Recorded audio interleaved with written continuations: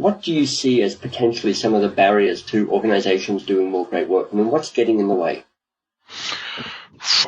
Again, I think a lot of this is about individuals, and I guess our perspective is all about helping individuals flourish. Mm-hmm. And therefore, my message goes out to individuals to say, what is it that you want to be doing? What is it what would great work look like? And go and do it. And it's amazing how the other stuff you think you have to do just disappears and no one notices. I remember talking to a colleague here who was heading up our sales team at the time. She's since left us to start a family. And she said, Octavius, I'm really enjoying it here, but I'm very frustrated. I'm doing all this stuff that I don't want to do every day. Yeah. And it's getting me down. I said, well, write down all the things you would like to be doing. Let's write a list of all the things if all your time is taken away, let's write down a list of all the things you'd ideally like to be doing. And she wrote down this list. It was full of exciting things. And I said, go do it. And she said, what happens to the other stuff? I said, I don't know. Let's find out. Let's see what does happen. Right. And, of course, nothing did happen. Some people picked up a few bits, which was great because less senior members of the team managed to have a chance to try stuff they hadn't done before. And the other stuff just disappeared and no one noticed. And she was energized and was doing great work.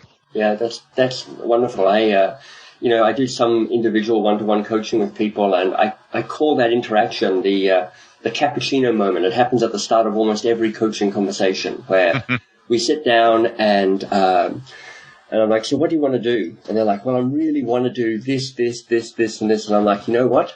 You should do that. And they're like, you are fantastic. You are a brilliant coach. And part of it is just so good. Part of it is just realizing, giving people permission that they are able to do what they want to do. You know, Peter Block, who's a writer I have a lot of respect and time for, talks about the work we do is giving people the responsibility for their own freedom.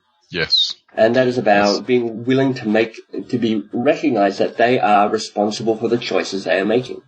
That's so true. That is absolutely on the money.